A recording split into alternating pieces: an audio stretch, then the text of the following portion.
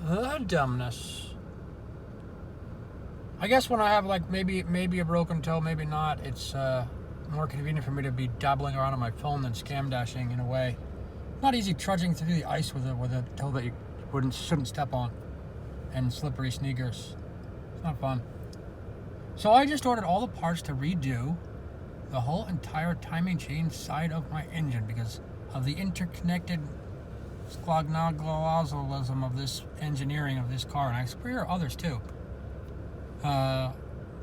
If one thing is bad, it's like a front end. If one tie rod's bad, it loosens up the other tie rod, etc. Better to do them all in one chunk. So I ordered everything as I said I would in another video when it was darker than it is now. Someone told me film this when it's you should film when it's lighter. I ordered every single thing. I need not walk around, even if my foot was good. I could walk around to the front of the car, but regardless, I ordered the 4 gears on top. They were $50 each. Maybe a little more, 55 each. $220 for those hobgoblins. I ordered the 4 other actuator sprocket hobgoblin gizmos at some cheap place. Hopefully they're not too horrible. I ordered 5 little bottles of Auto RX Plus to clean any gibbly gobbledygook out of the engine. I ordered. First, I ordered a timing chain set by a place that says we say that we are OA quality. In other words, they think they're good. Then they send it to me. I said I only want it if the timing chain has marks. They just send it to me with no marks on the timing chain. I'm like, can I send it back? Oh yeah. I bought the rest of the stuff. Oh, I bought the water pump from Miller, which I hear is Millet, a pretty good place. The oil pump from Millet. I bought the water pump from some place that said OEM water pump on Amazon. I bought all the other parts, the timing chain kit, which included maybe 1/3 or 1/4 of the timing chain stuff, for $225, $230, $45 from OEM parts. They say all their stuff is certified Chevy yip-yap. So at least the chain's probably maybe good quality. And I bought this and I bought that, and I bought the thing to pull that round thing off. I had a little kit to pull that round hobgoblin off the center wheel thing that pulls that wheel out. And I bought this and that and the other thing. And then I bought those 3 gears for the center and all these different screws and bolts and this, that, and the other thing. And I bought the timing chain rails, none of which came with a $245 kit. All that stuff and all the bolts and all the 3 gears and that yip-yap all from OEM Auto Parts was another $250.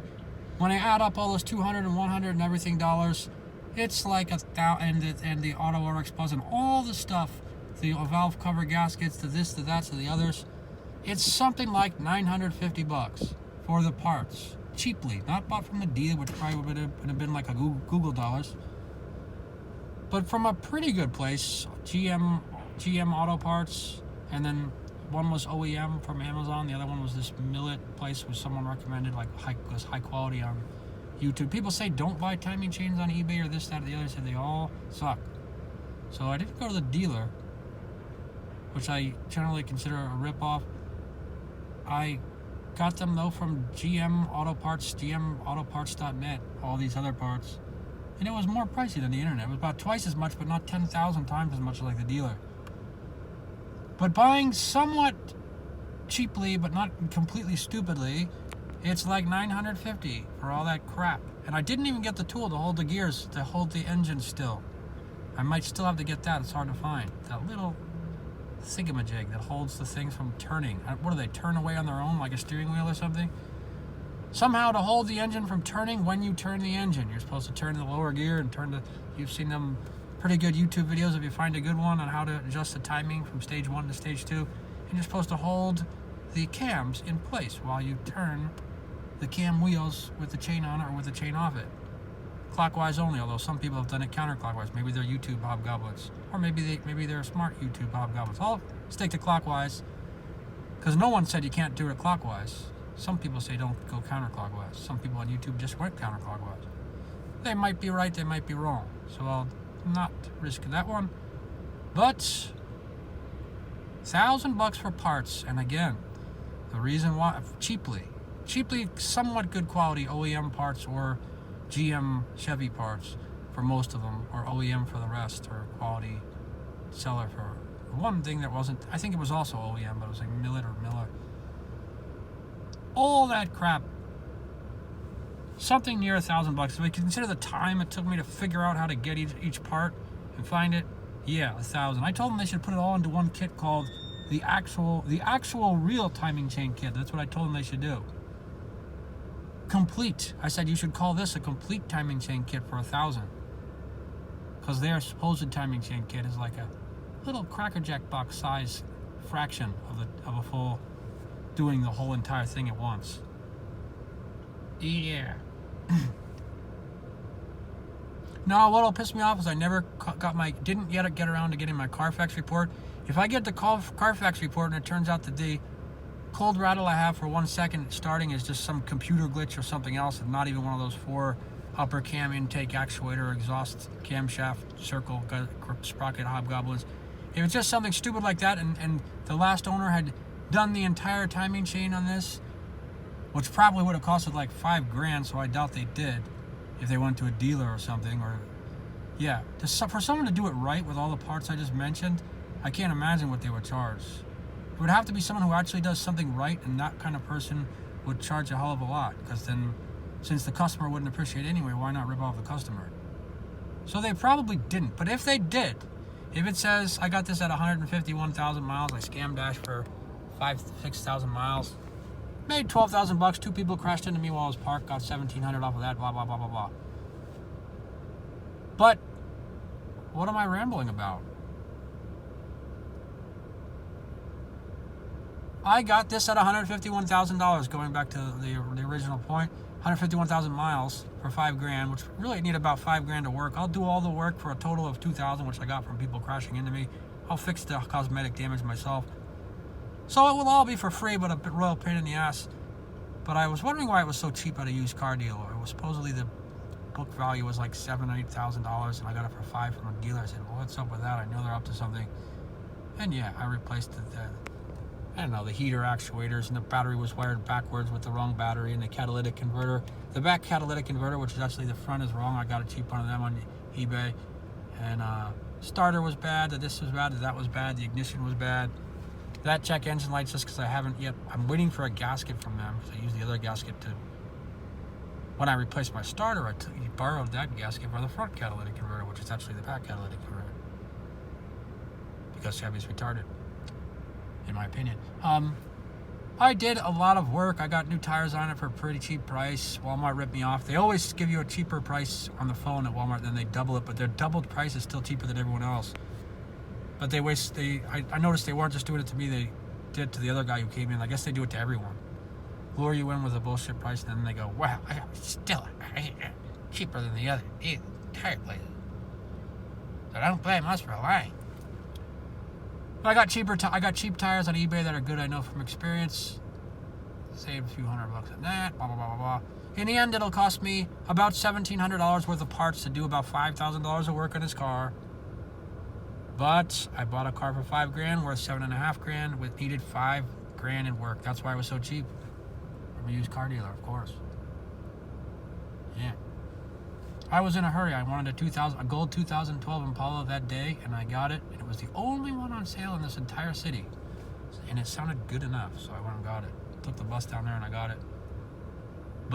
And I've already, rather than taking a million Ubers to get everywhere, I was just working right away, ready that very same day that my other car had a bad accident and burned. I listed how the other car, I lost it because I couldn't overcome the stupidity of the world. And in my video that I just filmed last night called How to DoorDash When You're Surrounded by Idiots, of all things.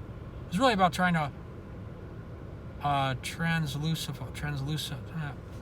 what's the word? Slip slide around or beneath the dumbness of the world, which is really what it's all about, which I failed to do that day. On an incredibly stupid day, I failed to overcome the dumbness of the world, and it made me make a few mistakes, and I ruined my other car, which I don't always ruin cars. I worked on my other car for years. Yeah, I had 50 videos called 50 stinking cent fixes. I worked on that car, replaced most of it, I think, I would say. But I finally made a bad enough mistake that I lost the car. So, why am I babbling about that? I think I'm mentally tired from just doing all the work to find all those parts. I just ordered them all. Very hard to find them and order them all. I just ordered them, all of the rest of them. It's like 50 parts, man. GM Parts has got them, and if you're really clever, they'll send you a picture with all the parts. Not on their catalog, but if you nag them on eBay enough, they send you a picture with all the parts and the part numbers. Then you have to look up their part number from the picture number and order all. I just ordered this time like 15 parts or something for like $300 something. That's 15 that I couldn't find on their catalog. So I guess I'm mentally tired from that. That's why I'm babbling. Something about this. I bought it with 150,000 miles. I doubt. Oh, that's what I was getting to. I doubt the last owner changed the timing. Although they might have. I'll find out the bad news. If I find out that they just changed the timing like 10,000 miles ago or something, or they changed the transmission and the timing, it was some rich person, then I guess I'll have to commit suicide. Perhaps. Or I could put all that stuff in one box and say complete timing chain kit, OEM parts. You won't find it anywhere because everyone's too stupid, and put that on eBay. And while it will be worth $950, no one will pay it because the buyer's also stupid. I don't know, but should I kill myself? Will that solve the problem? Because I didn't check the Carfax report first? Because I screwed up while killing myself? Remove my own stupidity problem, as I mentioned in my other video? Yeah, that video is called Overcoming the Door Dashing When You're Surrounded by Idiots. Yeah, it's not about door dashing, it's about overcoming the idiocy of the world by a preferred cool state of mind. But if I kill myself, will that solve the problem? I was an idiot, I screwed up, if that happened. And I don't think killing myself will quite solve the problem, not really. Yeah, I could say, well, I've let go of trying to keep the car in one piece, so I end my life or whatever, but it doesn't necessarily mean I calm down per se. Yeah. So what was this video about before my babbling problem? If you do it right, the original point of this video, if you do it right and you get everything at the same time so nothing can, I don't know, like one of the things I bought was a PCB valve. You're supposed to drill those holes extra big, 7/64 on the top hole and 5/64 on the bottom two holes. I believe it was that because it has a problem with oil flowing through it, then the oil doesn't get through it, and then carbon's build up on the upper valve cover, and then sludge happens. The sludge clogs up the oil on any of those actuator parts I mentioned, the yodely looking ones, the sprockets, the actual timing chain tensioners. They all have tiny holes in them. When they get clogged up with the oil, they don't work. Then they don't make the chain type. Then the timing gets messed up. Then the sprocket hobgoblin actuator thing gets clogged up with oil, and then the little teeny BB looking popcorn size, well, not really, but those little things, they get stuck, and then it's got a cold rattle. And because of that one tiny little thing, if you don't replace it and clean the oil, like I got Auto RX Plus 4 and all, replace everything at once, one thing goes bad, it makes the timing go bad, a little bit bad, then the other things go bad, the PCB doesn't work, the car sludges up with oil, everything gets ruined and ruins everything else simultaneously. So it's better if you got the money, if you got $1,000 and some tools and stuff, to do the whole thing at one time, in my opinion, given the dumbness of the engineering of cars these days. That was the whole point, and I babbled on. I guess I was going to say it probably wouldn't help to kill myself. I'd have to think of something clever if this car's already had the timing done. Wouldn't surprise me. That was the side point. The main point was if you buy everything at once, which I don't see people doing much on YouTube, and I don't blame them. If you do everything at the same time, I mean, I got an oil pump, a water pump, a this or that, I'll change the water, I'll change this, I'll change that. All that stuff at once, like a giant tune-up. It has less consequential complications, so I think... That's the whole point of the video. I'm sorry I rambled on. I think I'll just title it How to Do Timing Chain, the right way to do timing chain on 12 Impala. And done talking. Let's make this last till 15 minutes. Listen to this.